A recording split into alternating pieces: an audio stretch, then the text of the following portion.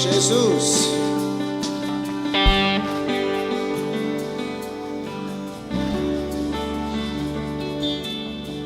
Jesus.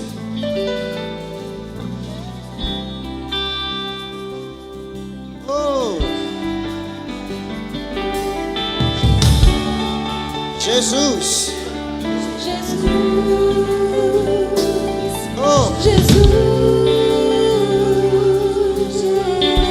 Jesus.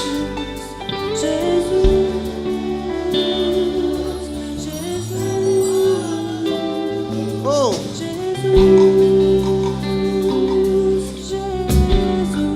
Jesus.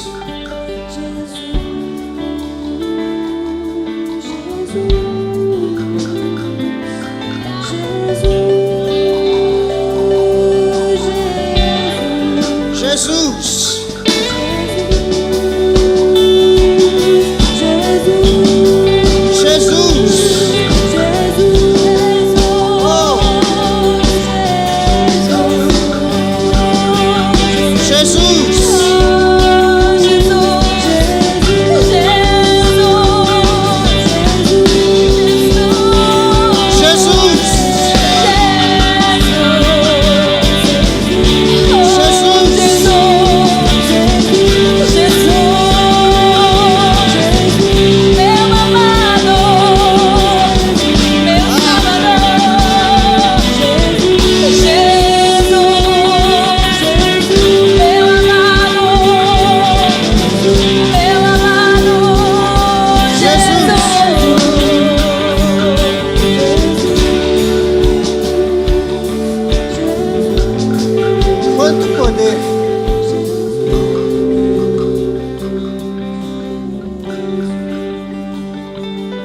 Quanto poder,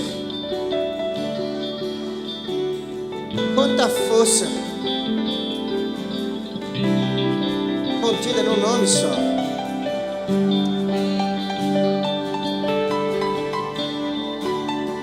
Oh, Jesus. Oh, quanta força.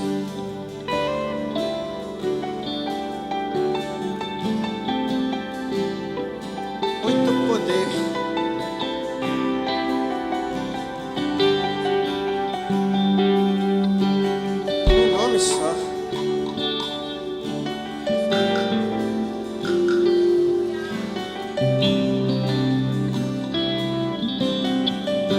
Aleluia.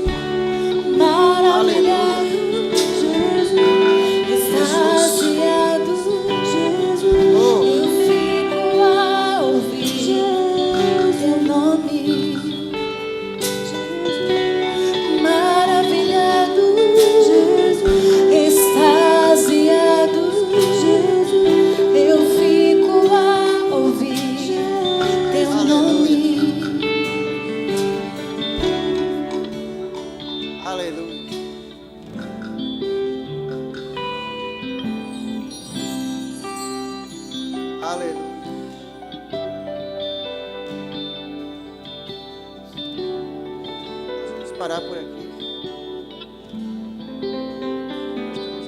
Temos que dar sequência ao culto. Temos que ministrar a palavra.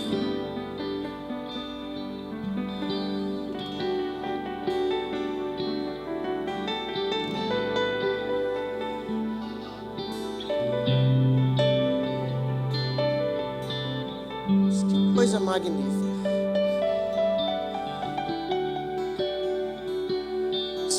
Atmosfera construída baseada no nome Jesus.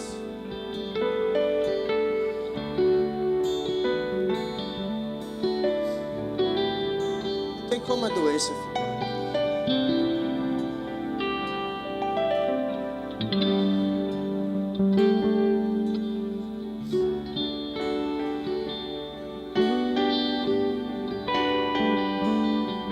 Vamos celebrar algo daqui a pouco, a Santa Ceia, a aliança que foi feita, baseada no nome e na pessoa dele, baseada no nome e na pessoa dele. Eu falo com a doença agora.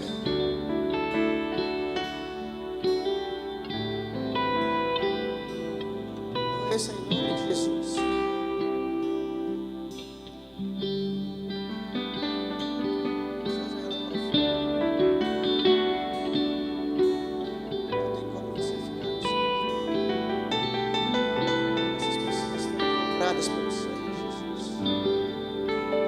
Doença,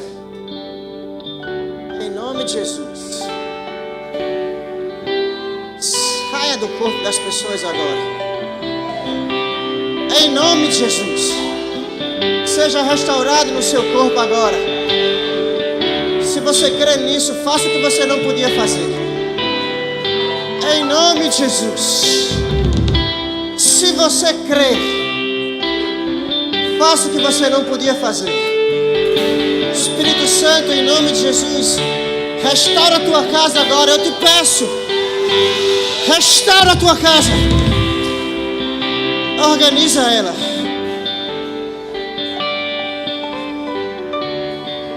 Aleluia.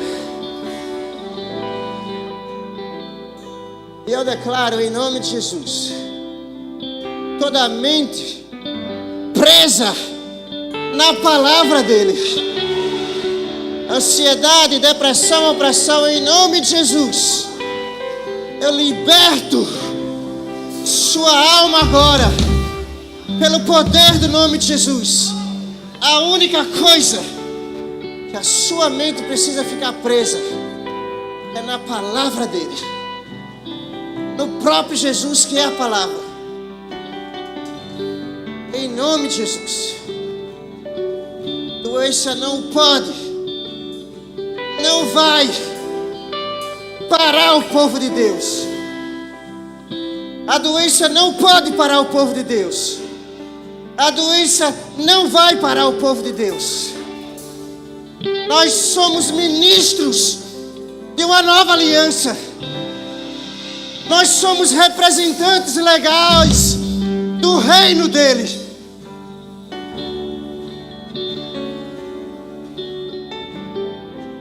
E como representantes legais, você precisa estar bem, para que aquilo que sai da sua boca saia com mais ousadia e intrepidez, ao ponto de você falar como Pedro: não tenho prata, não tenho ouro, mas olha para mim, olha para mim, porque o que eu tenho eu te dou. Em nome de Jesus, eu digo a você, e é uma frase profética agora, em nome de Jesus, aquilo que estava caído, eu te digo: levanta e anda. Em nome dele, em nome dele. maravilhado. Agora a gente vai fazer barulho, porque nós vamos celebrar, vamos fazer barulho, porque o que estava morto hoje levanta e anda. Bate nesse troço. Maravilhado, extasiado, eu fico a ouvir teu nome. Maravilhado, Jesus,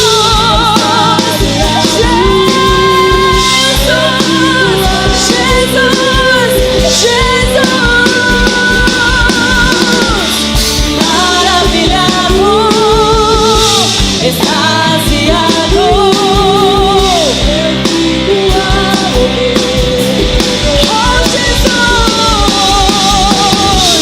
maravilhado, extasiado, eu fico a ouvir. Jesus, Jesus, maravilhado, extasiado, eu fico a ouvir. Maravilhado, maravilhado, extasiado, eu fico a ouvir teu nome. Maravilhado, extasiado, eu fico a ouvir. Isso. Maravilhado, extasiado, eu fico a ouvir teu nome. Maravilhado, extasiado, eu fico a ouvir teu nome. Maravilhado, extasiado, eu fico a ouvir teu nome. Maravilhado, extasiado, eu fico a ouvir teu nome.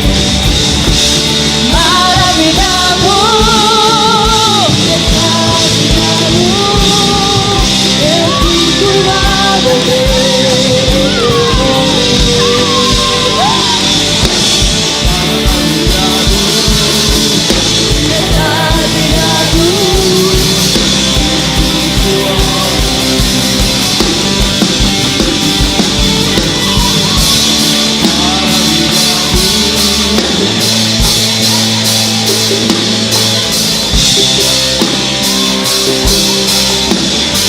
teu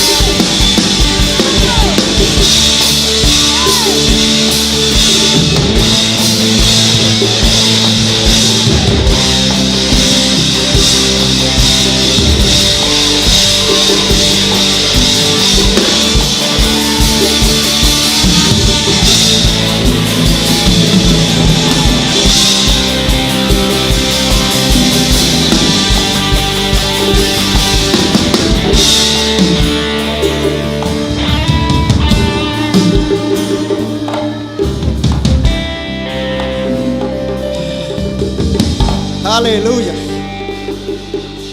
Aleluia.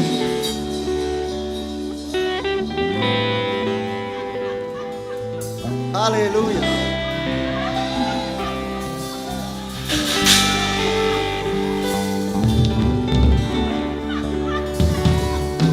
É isso aí, Rosângela.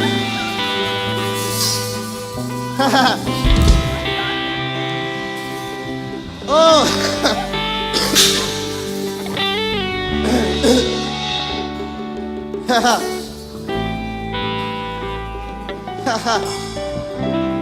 Oh!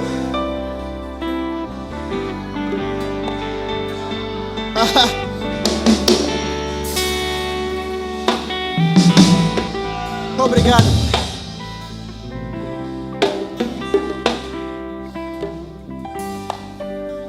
obrigado.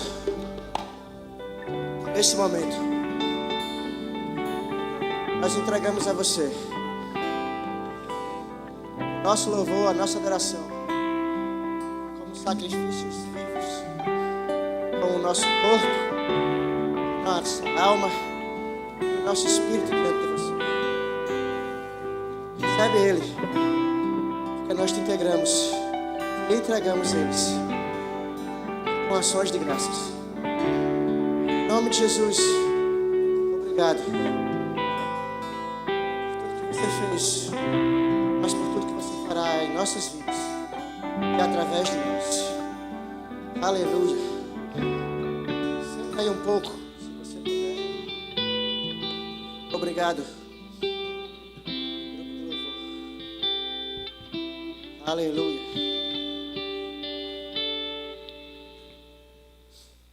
Aleluia.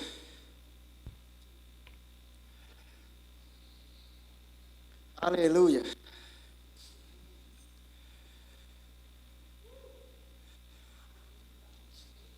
Aleluia.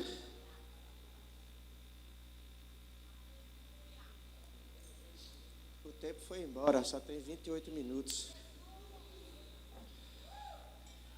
Mas se você não percebeu, a palavra já começou.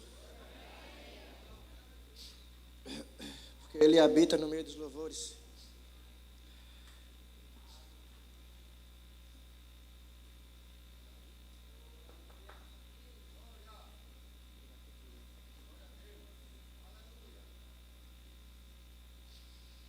Aleluia.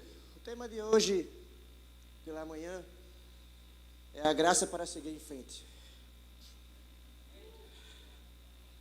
A graça para seguir em frente. E com essa ministração de hoje, nós vamos encerrar um ciclo de 4 ministrações contida nesse livro aqui, A Vontade de Deus. Ok? Coloca aí na tela, por favor, do Rick Renner. Então, nós ministramos 4 temas a respeito de tiradas dele, com base na vida do apóstolo Paulo. Então, se você quiser, se essa é a primeira vez que você está vindo aqui, você não pegou as outras sequências, mas você pode procurar lá na internet, tá bom? Está no nosso canal no YouTube. Esse livro aqui é bem legal. E você que ainda não adquiriu, quantos ainda tem, Paulo? Tem alguns? Tem alguns, né? Então você pode adquirir, é uma sugestão, tá bom? Ok? Esse livro ele é extraordinariamente importante para nós, ok? Então, dando sequência às ministrações anteriores, nós vimos que o apóstolo Paulo ele foi comissionado para a igreja que estava para os gentios, mas é que ele por alguns momentos decidiu não fazê-lo. E nós vimos no decorrer das ministrações algumas coisas importantes, né? Alguns direcionamentos que Deus faz, porque na realidade, irmão, se você não prestou atenção, é como se Deus nunca tivesse perdido o controle de absolutamente nada. Está dando para você entender? Deus ele nunca perdeu o controle de nada. Deus ele nunca perdeu o controle da situação da sua vida. Deus nunca perdeu o controle da situação do planeta inteiro. E por que as coisas estão ruins? Isso é tema para outra ministração.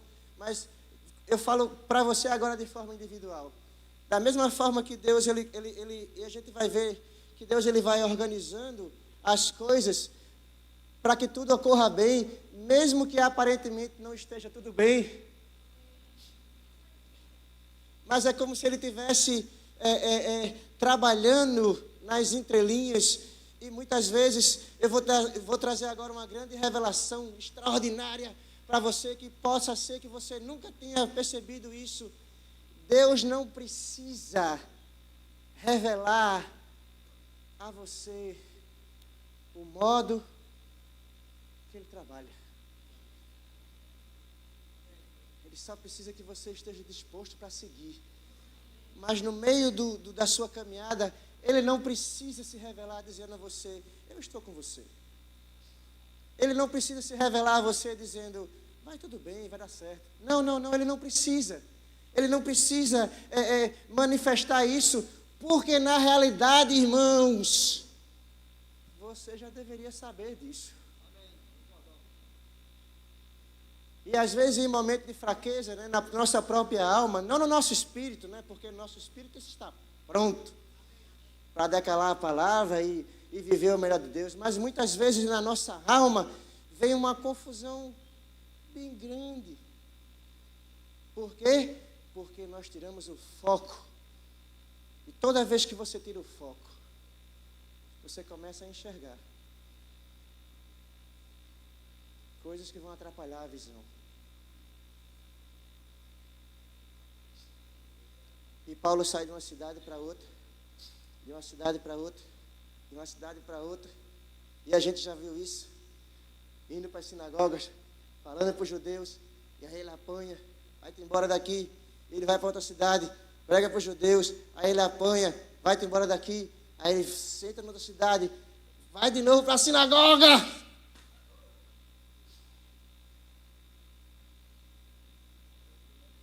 E aí escandalizam ele, botam ele para fora, porque dizem, isso não é Deus, sai daqui, nós não queremos esse Jesus, porque ele não entendeu. A vontade que ele tinha era uma vontade lícita, mas nem todas as vontades que são lícitas são para aquele momento específico. Está dando para entender? A gente já viu isso. Deus ele ia levar primeiro Paulo para os gentios, para depois chegar nos judeus. Está dando para entender? Era algo desejo do coração dele, mas não estava no momento. Às vezes nós precisamos entender o momento certo de cada coisa. E aí ele chega em Atenas, né? Foi o tema da última ministração. E aí ele chega em Atenas e participa de um dos momentos mais grandiosos, vamos assim dizer, de toda a história do livro de Atos. É quando ele chega no meio de aproximadamente 5.000 pessoas completamente inteligentes, cultas, baseada numa filosofia. Os caras eram muito top. E ele estava no meio de juízes, que o Areópago era um tribunal, como se fosse da Inquisição dos pensamentos. E lá eles julgavam, se essa ideia nova for muito mal e danosa, nós vamos matar você. E ele, de frente do Areópago, aproximadamente 5.000 pessoas para julgar ele. E ele pregando sabiamente, foi Deus que deu, lógico, fala a respeito do Deus desconhecido. E esse Deus desconhecido é como se ele estivesse dizendo, eu não estou, veja a saída do cara. Vocês não podem me matar, porque eu não estou pregando algo novo. Eu estou pregando algo que faz parte da sua história há 600 anos. Vocês só não sabiam o nome do Deus. Agora eu digo, o nome desse Deus desconhecido é Jesus. E a galera se revolta. E antigamente Paulo era enxotado da cidade pelos judeus. E agora acontece um marco extraordinário na vida do apóstolo Paulo. Ele entra de vez no seu ministério, porque ele é enxotado da cidade pelos gentios. Acontece algo novo, sai daqui, vai-te embora, nós não queremos você.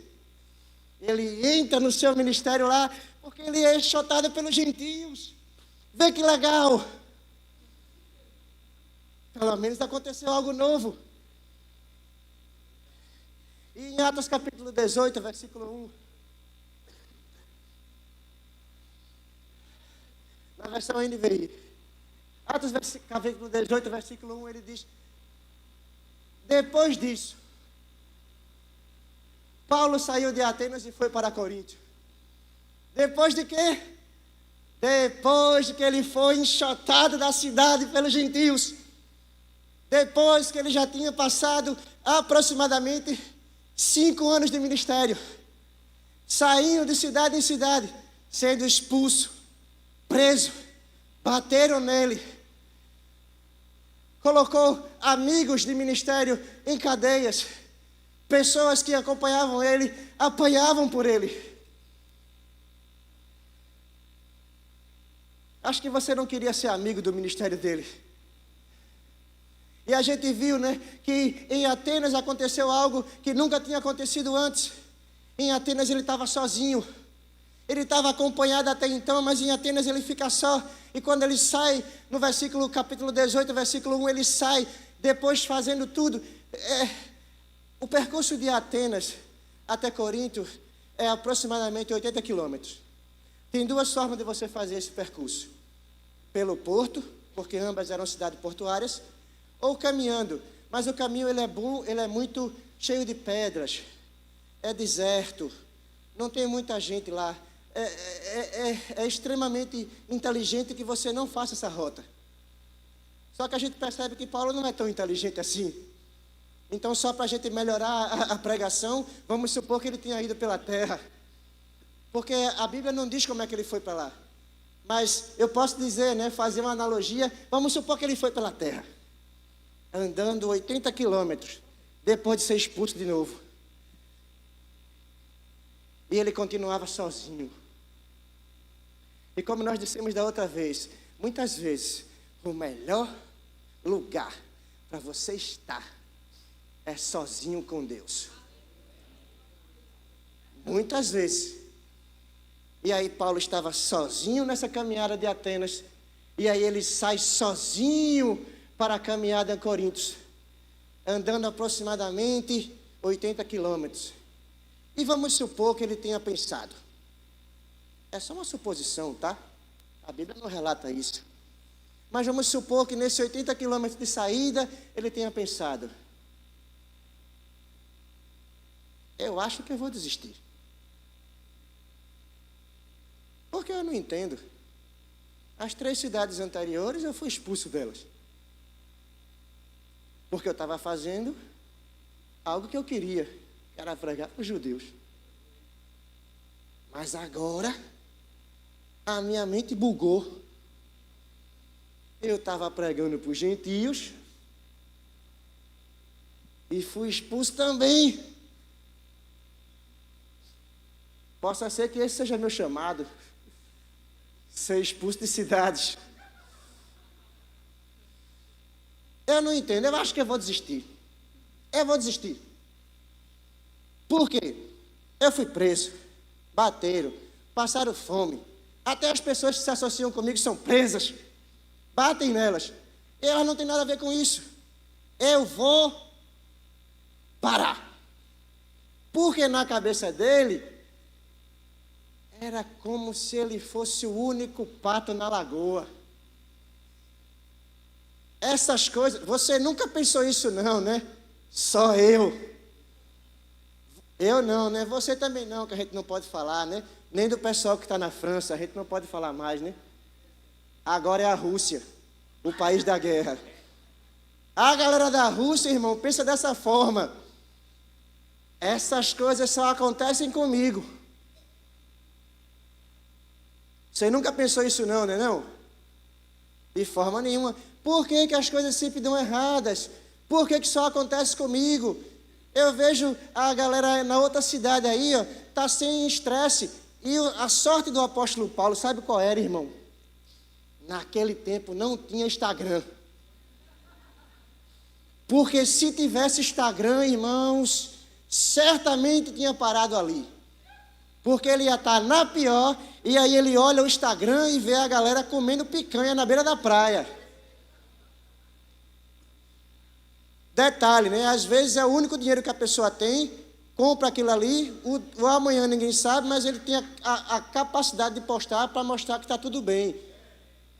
Aquela vidinha de aparência, né? Não era para ter dito isso não, mas saiu agora.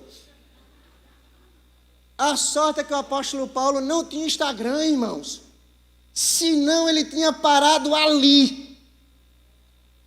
Porque certamente ele iria dizer: você não é justo.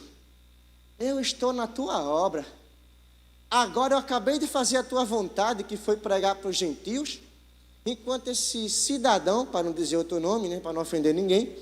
Enquanto esse cidadão aqui, ó, vivendo o melhor da terra.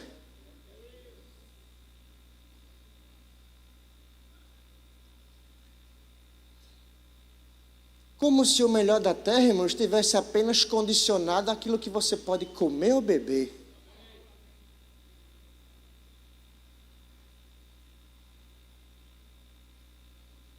Atos capítulo 1, versículo 2, versículo 1. Atos capítulo 18, versículo 1, versículo 2. Ali, aonde? Em Coríntio, depois de 80 quilômetros de caminhada sozinho, pensando e reclamando e refletindo sobre a vida, ele encontrou um judeu chamado Áquila, natural de Ponto, que havia chegado recentemente da Itália com Priscila, sua mulher, pois Cláudio, que era o imperador, havia ordenado que todos os judeus saíssem de Roma. Paulo foi vê-los. Tem tradução que diz, achou Paulo. É como se ele tivesse essa expressão, é aquela mesma expressão da palavra eureka, tá no livro isso.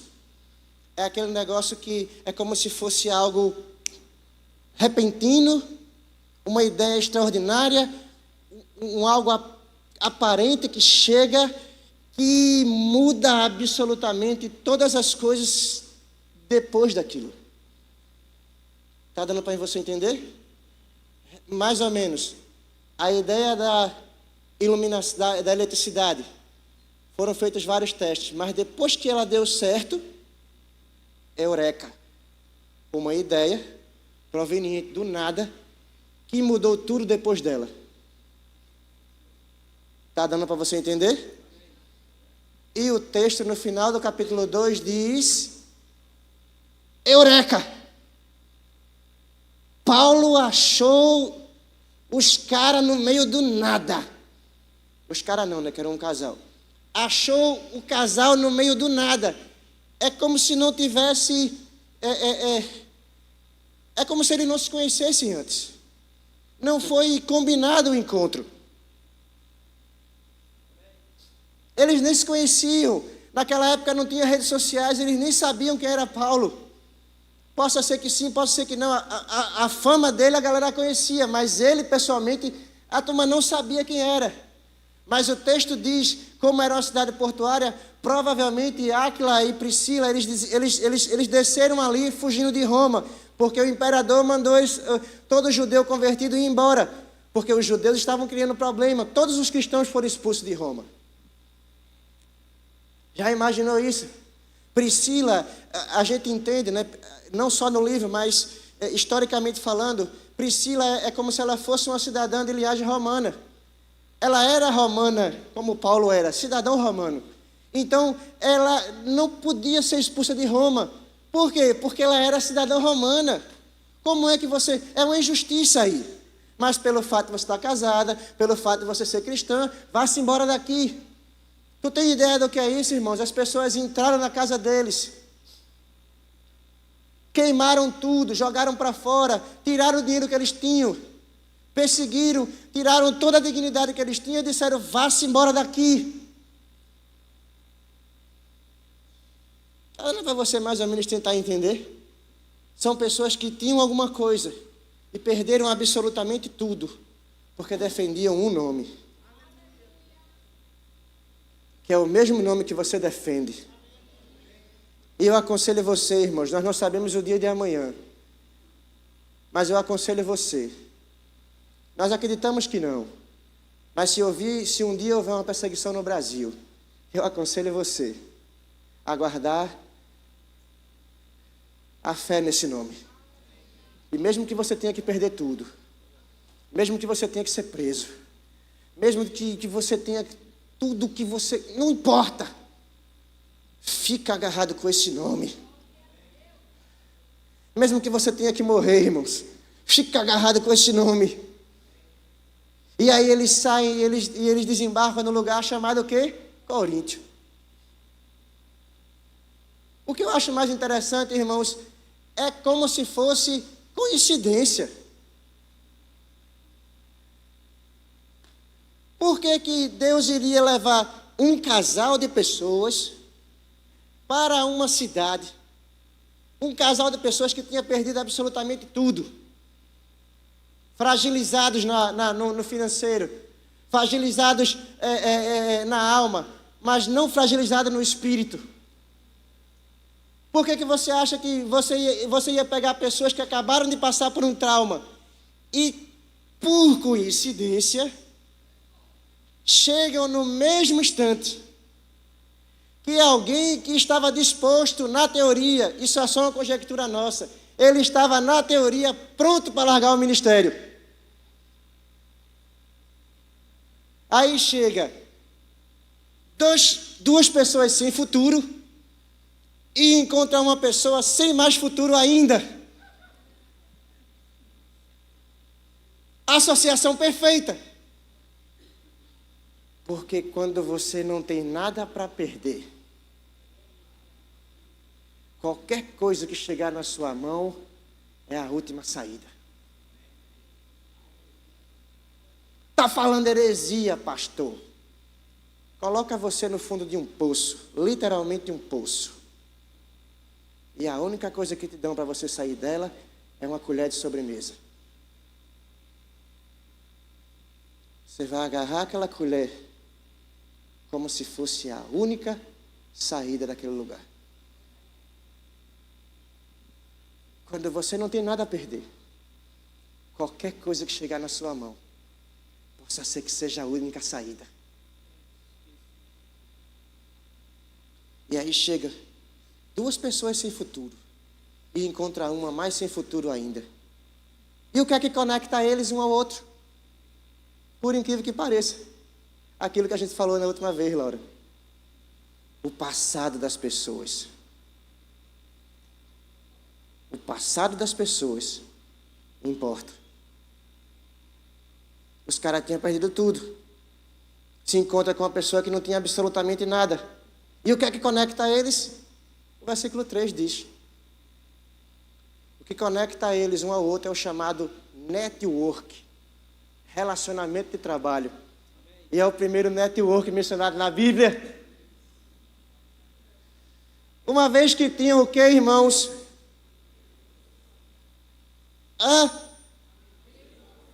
Paulo era fabricante de tendas, trabalhava com couro. E Áquila também. Quando os caras olham um para o passado do outro, dizem: ei, tu é carpinteiro, né? Não, pelo menos eu fui, né? Antes de ter perdido tudo. Aí Paulo disse: não, mas eu também era. Vamos então abrir uma sociedade? Vamos. Vamos morar todos na mesma casa. E aí criou-se uma conexão lá, ó. Literalmente uma conexão. Você conecta o meu passado com o seu passado. E o mais legal, na abertura dessa... Vamos fechar um negócio? Vamos. Vamos fechar um negócio para a gente começar uma empresa de fabricar tendas. O que é que você tem para começar? Átila olhou para ele e disse: eu não tenho nada. Áquila olhou para Paulo e disse: e o que é que você tem? Ele disse: eu não tenho nada vezes 2. Tá massa, então vamos começar. Mas brincadeiras à parte, só para fazer uma analogia, você vai rir, mas eu vou explicar. Depois deles negociarem os termos do contrato, Áquila olhou para Paulo e disse: pelo menos você está na vantagem. Você não tem uma mulher para dizer que você vai errar.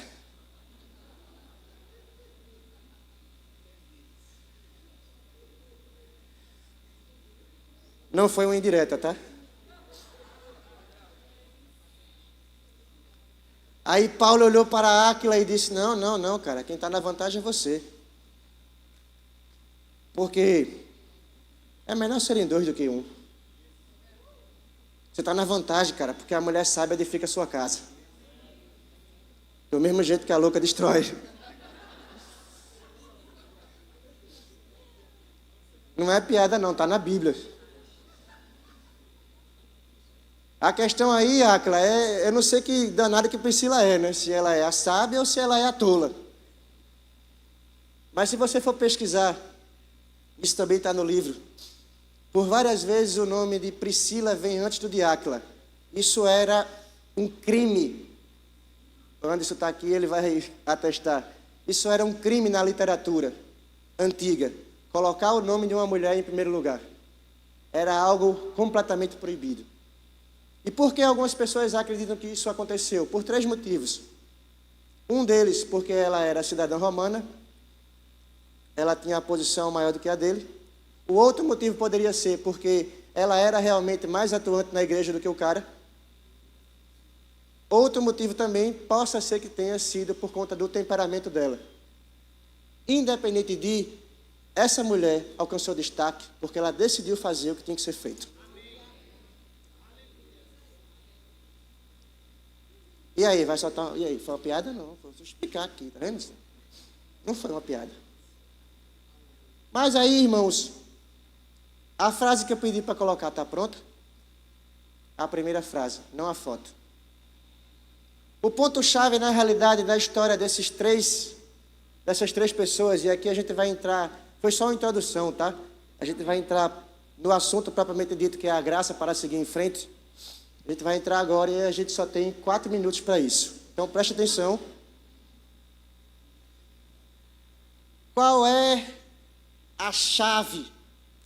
Qual é o segredo que acontece em Atos capítulo 18, versículo 1, 2 e 3? O segredo da história todinha de Priscila, de Áquila, de Paulo, é isso aqui, ó. O segredo é esse. A forma como respondemos a uma crise determina o que virá depois. Isso aqui é algo tão simples, tão básico, e a gente peca nisso aqui, irmãos. Porque a gente acha que é o único pato na lagoa, que só acontece conosco, e aí Deus fez essas pessoas, as histórias das pessoas se encontrarem para mostrar a Paulo, ó, tu tá chorando por quê, bebezão? Tem pessoas numa situação igual à sua, e eu vou trazer uma grande revelação para você que está sentado aqui agora, nesse exato momento. Tem gente numa situação pior do que a sua. Então, para de reclamar, velho. Porque a forma que você determina, responde, a forma que você se comporta, determina o que vem depois. Eles poderiam ter parado, mas decidiram continuar. Por quê? Porque Deus teve uma excelente ideia. Eu vou conectar pessoas. Ele estava conectado com algumas, ficou sozinho, e agora Deus resolve conectá-las novamente. Deus começa já para entrar nessa nova fase do ministério, né? Porque em Coríntios se dá realmente a nova fase do ministério do apóstolo Paulo, que é literalmente para os gentios. Então Deus agrega pessoas a eles com capacidade para que a obra não pare. Porque Deus, ele sempre vai agregar pessoas à obra para estruturar ela. Deus, ele é o arquiteto da coisa. Está dando para entender? Deus, ele é o fiel construtor. Deus, ele é o arquiteto. Mas o arquiteto, irmão, sem desmerecer ninguém aqui que tem essa profissão, o arquiteto, e uma das características deles é projetar. Ele tem a visão, ele tem a ideia, ele sabe de onde vem a provisão, o suprimento, sabe quem é a pessoa que vai colocar. Ele sabe o cálculo da elétrica, mas ele não é eletricista, então tem que ter um eletricista. Então ele sabe que tem um cálculo da hidráulica, mas ele não é encanador, mas ele vai precisar de uma pessoa. Está dando para você entender? Então, ele estava preparando uma grande obra, então ele vai organizando os trabalhadores e ele bota Paulo, aí bota uma louca, mulher louca, mesma coisa. Por quê, irmãos? Porque a sabedoria, a galera acha que é brincadeira, mas não, irmãos, vocês que são mulheres, muitas vezes vão ser chamadas de louca, porque a sabedoria de Deus é vista dessa forma. Porque não é normal, irmãos, você respeitar uma pessoa quando você é desrespeitada. Não é normal, irmãos, você criar filhos baseados na palavra num mundo altamente pervertido como hoje. Vocês vão ser chamadas de loucas porque vocês estão na contramão do planeta. Por que tanta coisa deu errado na vida do apóstolo Paulo? Porque ele estava na contramão do mundo.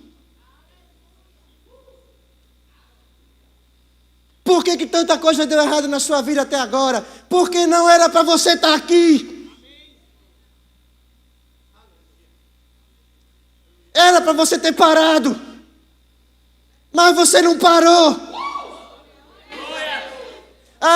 Foram decisões erradas que você tomou. Faz parte. Para você aprender e não fazer de novo. E se fizer de novo, cara, para de fazer. Tanta coisa aconteceu para que você parasse. Tanta coisa aconteceu para que você não estivesse aqui. Tanta coisa aconteceu para que você não avançasse. Mas Deus trouxe você para aqui. E agora eu estou falando dessa igreja. E te conectou, irmãos, com um monte de pessoas improváveis como você. Porque para a sua alegria, se você não deveria estar aqui, eu também não. Eu deveria ter parado. Eu deveria ter desistido.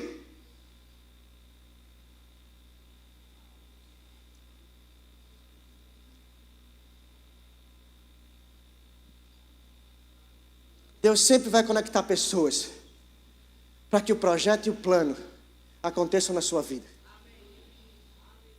E o mais legal dessa parábola, dessa passagem, é que Deus conectou esses 3 pessoas improváveis no tempo certo.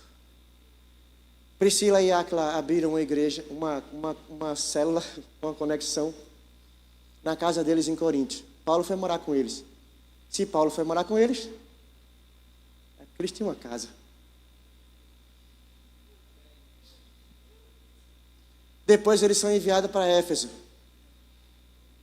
E aí lá na casa deles o texto diz, mais na frente, em Atos capítulo 18, que Apolo foi morar com eles. Se Apolo foi morar com eles, é porque eles tinham uma casa.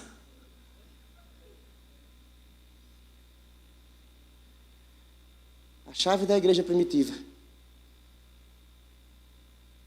era a casa das pessoas.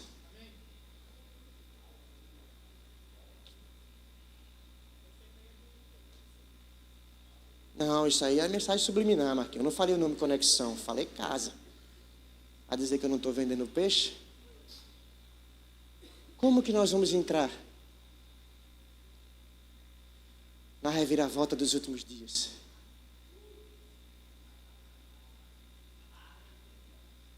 A chave da igreja primitiva, irmãos, era a casa das pessoas. Porque um dia, se nós formos proibidos de nos cultuarmos num lugar público, ninguém pode me proibir de cultuar na minha casa. Contanto que eu não poste a reunião da minha casa no Instagram, para mostrar que eu estou fazendo alguma coisa.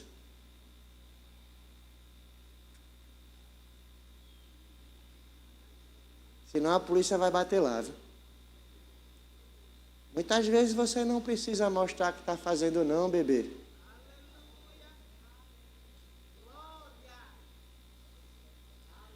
Você só precisa fazer. Eu vou te dar um conselho, de graça. Mas você pode pagar um café com uma broa depois. Sempre que você fizer alguma coisa, tenta fazer de todo o coração, tá? Porque senão não vale de nada. É só para ser visto pelos homens. E o texto diz, você já recebeu a sua paga. Você foi visto pelos homens. Está nela. Não estou falando nada aqui, não estou dando recado para ninguém, viu? Estou só pregando. E não estava nem no negócio aí, mas saiu. Foi no impulso mesmo. Mas vamos terminar, né? Já passou 4 minutos, eu não sei nem que hora é. Que hora é essa aí?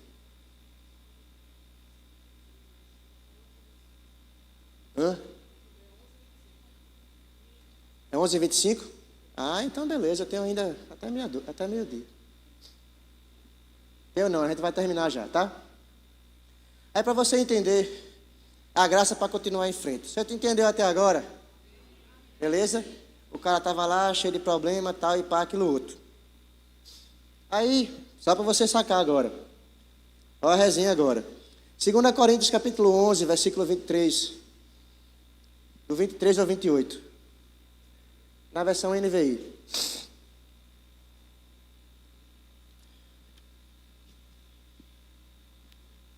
2 Coríntios capítulo 11, versículo 23.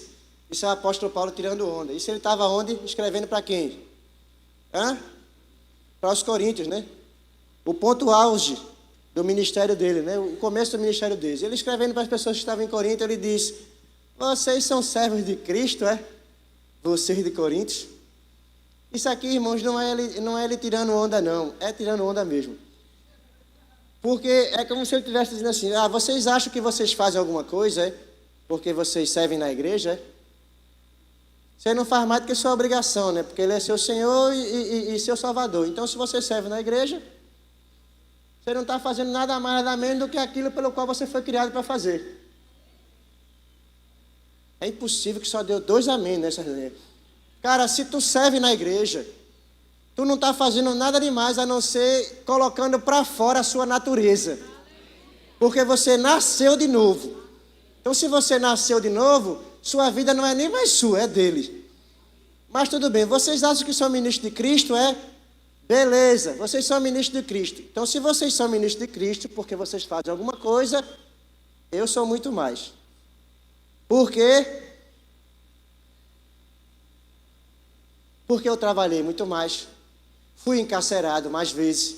Poxa, mais vezes? Fui açoitado, mais severamente exposto à morte, repetidas vezes. Versículo 24. 5 vezes recebi açoite dos judeus. 39 menos 1. 3 vezes, versículo 25.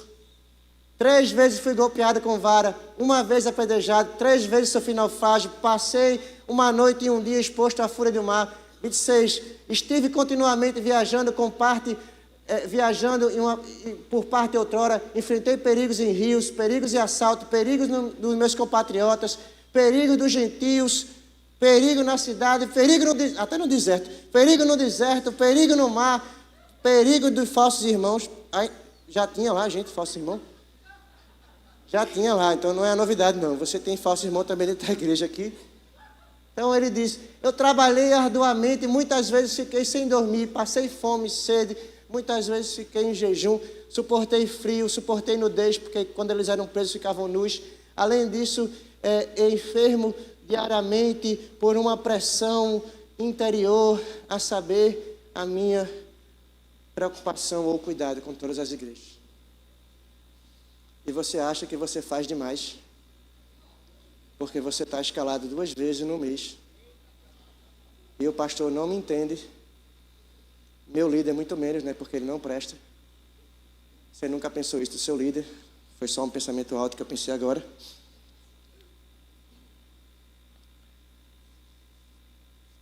Mas por que ele não parou mediante tudo isso?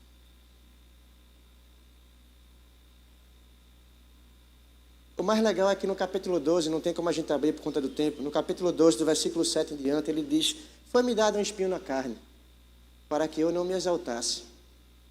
E a galera acha que esse espinho na carne foi realmente uma doença, né? Alguns dizem que foi aquela resinha dos olhos, porque ele não podia escrever. Mas não, aquilo ali é porque ele estava escrevendo depois que ele tinha acabado de ser apedrejado. Então você apedreja alguém e depois você pergunta se ele consegue escrever bem. Não consegue. Entendeu? O espinho na carne não era uma doença. Por quê? Porque Deus não trabalha com doença. Ah, não, pastor, mas é o diabo que trabalha com doença. Aí tu acha que o diabo ia ter força de colocar uma doença no apóstolo Paulo?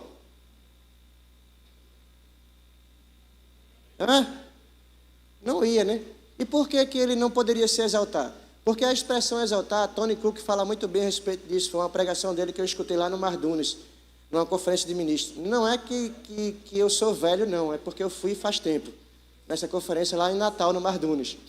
Foi a primeira conferência de ministros que eu fui, Tony Cook. Cara, eu nunca esqueci aquela pregação. E ele disse: a palavra exaltar tem vários significados, da mesma forma que o amor. O amor é bom ou ruim? Tem certeza? Agora você ficou assim, né? Vindo do pastor, acho que não, né? O amor é ruim. O amor é bom, irmãos, mas o amor, o dinheiro é ruim. Ciúme é bom ou ruim? Fala pelo amor de Deus, é? Ruim? E por que Deus vela pelos seus até pelo ciúme? Abater alguém é bom ou ruim? Derrubar alguém é bom ou ruim? Tem certeza? E por que Deus abate o soberbo? E dá graça aos humildes? Porque o segredo, na realidade, não está nas palavras. E está na forma que ela foi colocada. A expressão exaltar aí significa ir além da marca. E o texto, o apóstolo Paulo está dizendo, foi-me colocado um mensageiro de Satanás, um espinho na carne, um mensageiro de Satanás, a fim de que eu não fosse além da marca, para tentar parar. Está dando para você entender? O mensageiro de Satanás foi colocado para me atormentar de dia e de noite, para que eu não conseguisse alcançar o objetivo, para que eu não fosse produtivo. Aí você diz, pastor, isso é heresia. Você viu o tamanho da lista que a gente leu, irmãos? Que o desgraçado do espinho na carne provocou? Ou tu acha que é normal o cara sofrer uma resenha dessa todinha? Mas o mais legal, irmãos, ele não parou, porque no momento de crise é onde a gente decide se a gente vai parar ou se a gente vai continuar. E porque ele não parou, porque mais baixo, ele diz, 3 vezes eu roguei, e o Senhor disse a mesma coisa. E foi que ele disse, a minha graça te basta. Meu irmão, assim, na moral, aqui é um papo reto, meu e seu. Não precisa você dizer isso a Paulo, não. Se por 3 vezes Deus estivesse dizendo essa frase para mim, no mínimo, irmãos, eu iria achar que ele estava brincando. No máximo que ele estava tirando onda com a minha cara. Vou explicar. Quando ele diz 3 vezes eu roguei, não significa dizer que ele rogou 3 vezes na mesma oração. Possa ser que tenha sido 3 vezes durante todo o percurso. Do começo até quando ele escreveu. Está dando para você entender? Mas vamos supor que foi ele orando no momento mais crítico da vida dele, tá? Aí Deus olha, ele ora, eu não aguento mais, eu não aguento mais, eu não aguento mais. Aí Deus, pá, se manifesta com uma voz audível e diz, Paulo, a minha graça te basta. Aí ele se aquieta um pouquinho, mas você não está entendendo. Mas por que isso, por que isso, por que isso, por que isso? Às vezes é só Paulo que faz isso, né? Você não faz não. Mas você não entende, olha. Filhinho, eu vou te dizer pela 2ª vez. A minha graça, ela te basta. Obrigado, Senhor, por tua graça. Mas eu só queria que você entendesse.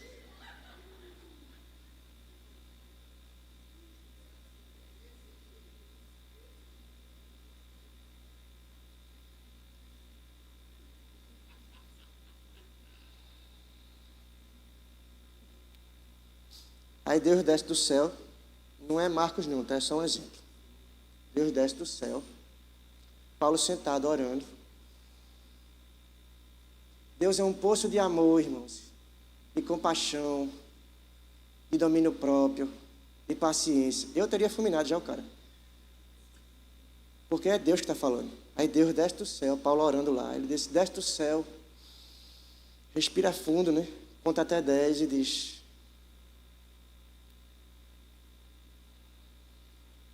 oh, minha criança, eu te falei 2 vezes que a minha graça te basta. Agora eu vou te explicar por quê. Na 3ª vez que eu vou te falar. Para que você entenda. De uma vez por todas. E não me aperrei mais orando dessa forma, porque eu tenho mais o que fazer. Eu tenho todo o resto da igreja primitiva para organizar, porque eles fazem muita bagunça. Por isso que você está escrevendo as cartas aí, Paulinho, para tentar colocar ordem na casa. A minha graça te basta, porque o texto diz: o meu poder se aperfeiçoa na sua fraqueza. Porque o significado, um deles da palavra graça, é esse que a gente vai colocar na tela agora. Graça.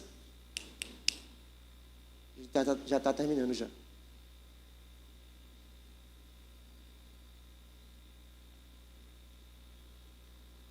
A graça é a capacitação divina de Deus para fazer o que você nunca poderia fazer sozinho. A graça é a habilidade de viver além da nossa capacidade e realizar a vontade de Deus para a nossa vida. O que é a graça é como se fosse um bônus, é como se fosse um plus, é como se fosse algo que é um poder que vem dele. Quando eu era menino, faz algum tempo isso, eu só conseguia jogar bem em um jogo. Meu irmão jogava melhor do que eu em quase todos eles. Está aqui, meu irmão. Mas eu só conseguia jogar bem em um jogo. Bem mesmo. Nesse eu era bom. Super Mario Bros. Eu era menino, velho. Faz tempo. A maioria aqui não sabe nem que jogo é esse. Eu conseguia jogar bem ele, velho. Eu consegui, uma vez, zerar o jogo. Do começo ao fim, abrir as 96 fases para ficar com a estrelinha lá. Com o Mario pequeno, sem pegar nenhum cogumelo. E o mais legal, sem morrer uma vida. Abri 96 fases, sem bônus, sem morrer uma vida. Eu era bom. Mas tinha algo que me deixava melhor ainda. Quando eu pegava uma capa que era pena. A penazinha vinha e ela caía sobre mim, pá! E aí eu ficava com uma capa e o Mário conseguia voar. E o trabalho que às vezes eu demorava 5 minutos para passar de fase, eu fazia voando. Mais rápido, mais eficiente. E algo que vinha sobre mim, que me dava uma capacidade que eu não tinha. Eu poderia até ter feito no meu esforço, mas com o poder da capa,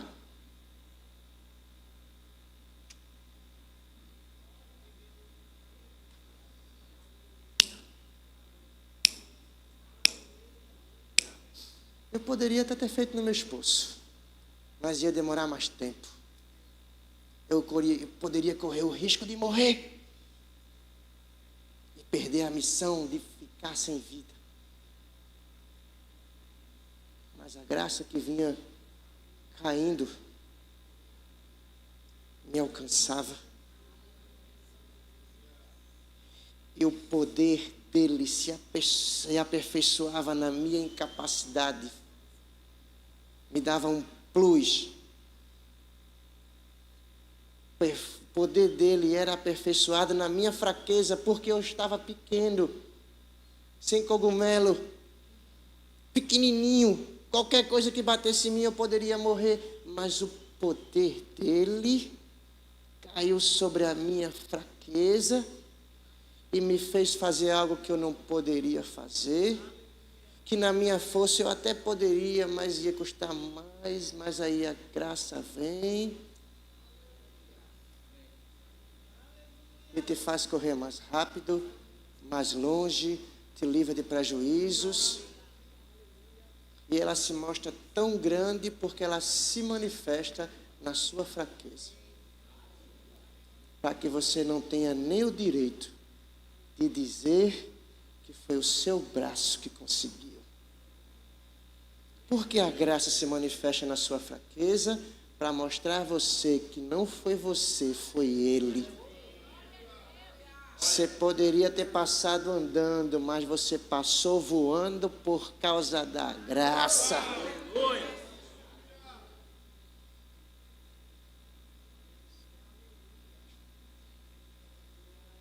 Aleluia. Para finalizar, tem um texto que eu acho interessante. 2 Coríntios capítulo 9, versículo 8. E aqui vamos bugar a mente de todas as pessoas que tiram dízimos e ofertas. 2 Coríntios capítulo 9, versículo 8. Não foi à toa que Paulo escreveu isso aqui. Porque Deus é poderoso para fazer que toda a graça lhe seja acrescentada, para que em todas as coisas, em todo o tempo, tenha tudo o que é necessário para que vocês transbordem toda a boa obra. Se você conseguir abrir a sua mente e não enxergar esse texto como dízimos e ofertas ou algo material, você pode entender que toda a sabedoria necessária para você lidar com as situações adversas da sua vida está disponível para você, porque Ele mora dentro de você. Se toda a habilidade necessária para você abrir uma conexão, você precisar para poder fazer isso, tem graça para isso. E a graça para passar num concurso público, ou seja lá o que for, ou para conseguir um emprego, cara, na sua incapacidade, Deus pode operar um milagre e lhe ajudar. Agora estude. E quando você ingressar em alguma área da sua vida, seja lá qual for, no mínimo dê testemunho dele lá dentro. Não precisa nem você pregar, né? Porque já é pedir demais, né? Pregue lá, é pedir demais. Então, pelo menos não escandalize o evangelho. Está dando para você entender? Tudo já está disponível. E quando ele fala tudo, para que você consiga correr, avançar, fazer, está dando para você entender? A graça para você ir adiante, a graça para você continuar, já está disponível. Nós não estamos, irmãos, no final da caminhada não, a gente está chegando lá. E a mesma graça que fez você entrar no evangelho, irmãos, é a mesma graça que te sustenta nele. É a mesma graça que vai te manter de pé até Jesus voltar para buscar a sua igreja. E além de você não ficar, irmãos, nós precisamos arrebanhar a maior quantidade de gente possível. Amém? O louvor pode subir, por favor. 2 Pedro capítulo 1, versículo 3. Diz algo parecido, o apóstolo Pedro dizendo agora: seu divino poder, que é a graça. E é um divino poder, por quê? Porque vem dele. Através do seu divino poder, que é a graça, nos deu tudo o que necessitamos para a vida e para a piedade, por meio do pleno conhecimento daquele que nos chamou para a sua glória e virtude. O texto diz, e ele é claro, não precisa nem de interpretação.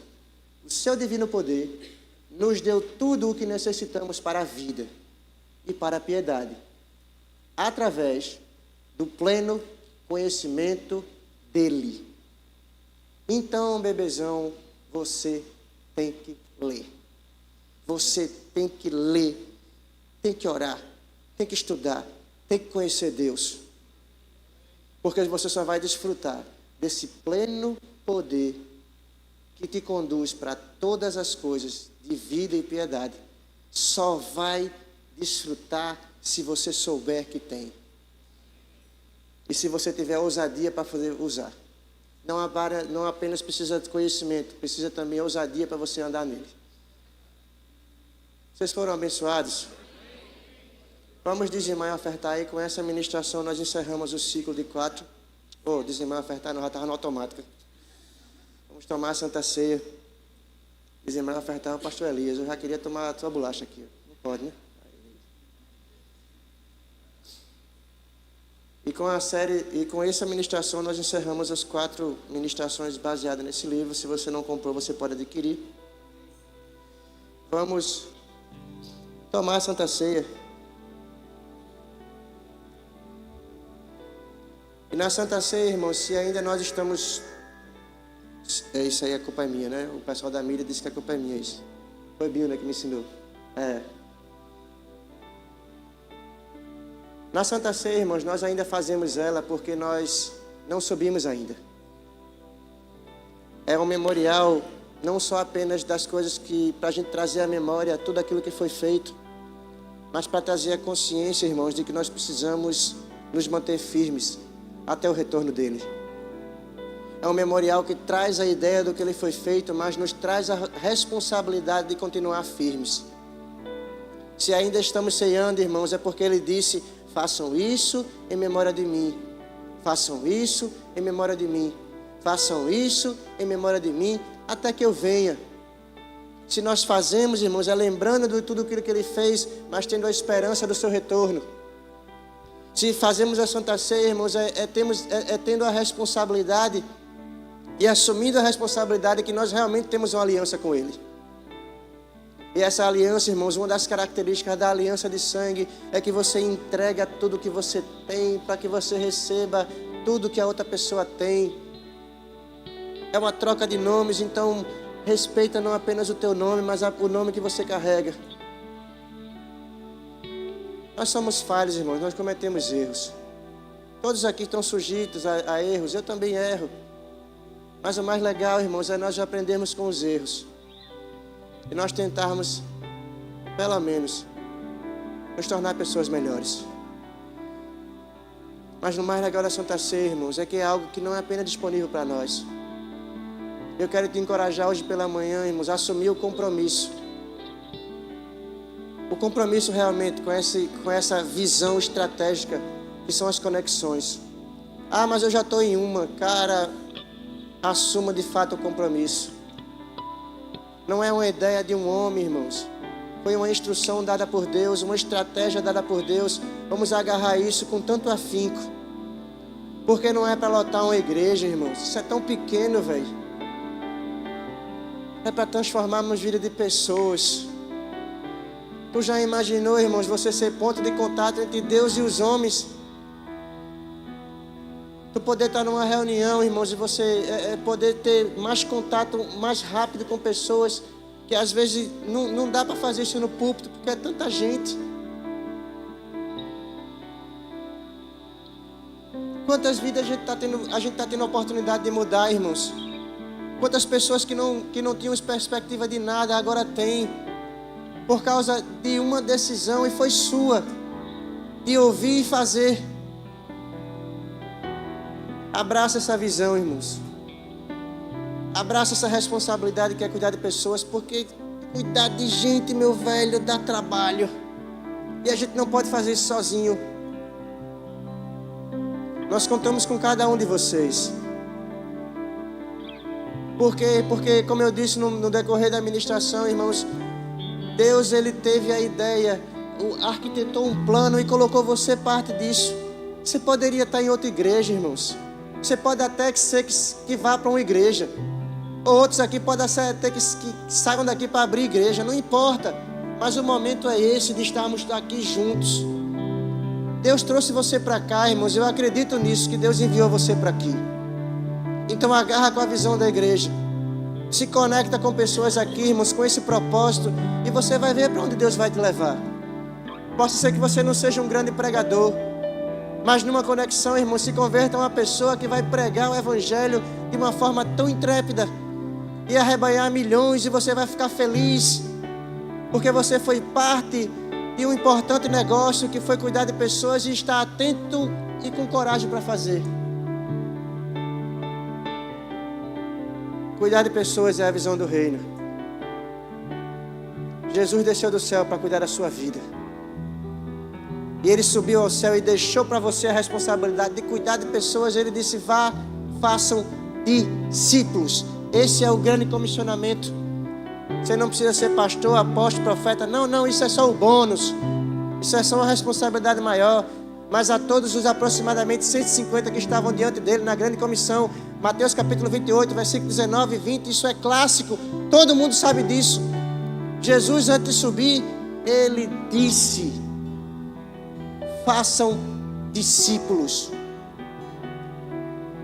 Em outras palavras, cuidem de pessoas. Porque não é só pregar, é discipular, estar perto, educar, estar junto.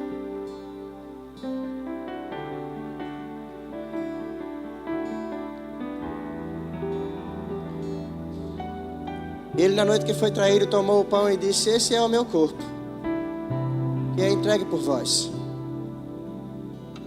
Façam isso em memória de mim.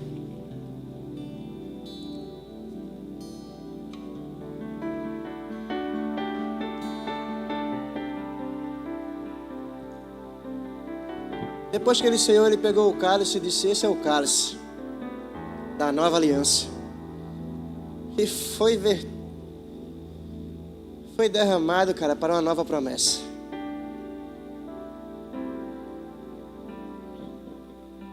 Esse é o cálice da nova aliança, que mesmo que você não queira, dá acesso a todas as pessoas que estão aqui. Mesmo que você não queira, essa criatura do seu lado é seu irmão. Pode até te aperrear de vez em quando, né? Patrícia me aperreia sempre.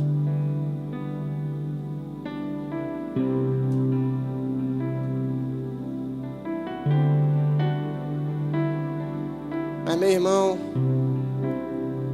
você não vai subir sem ele. Então te acostuma com essa beleza aqui na terra, porque tu vai passar a eternidade junto dele. Brincadeiras à parte, irmãos, isso é para você entender que cada pessoa tem uma personalidade e uma história. Respeite cada uma delas. E o mais legal de tudo, irmãos, respeita o nível de fé das pessoas. Possa ser que ela não esteja no seu nível de fé, mas ela só precisa do nível dela para remover montanhas. Do seu, não. Você está no nível elevado, né? Você não renova sua montanha, né? Você deveria, no mínimo, já que você tem uma fé tão grande, remover o falar da vida dos outros, da sua vida. Amém, né? Eu até vou escrever essa, gostei. Já que você tem uma fé tão grande e maior do que a dos outros, remova o falar da vida dos outros da sua vida. Façam isso em memória de mim.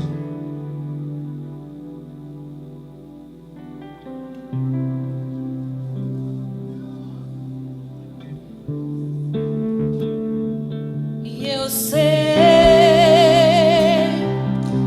que certamente tua bondade me alcança. Tua fidelidade eu sei que me acompanha.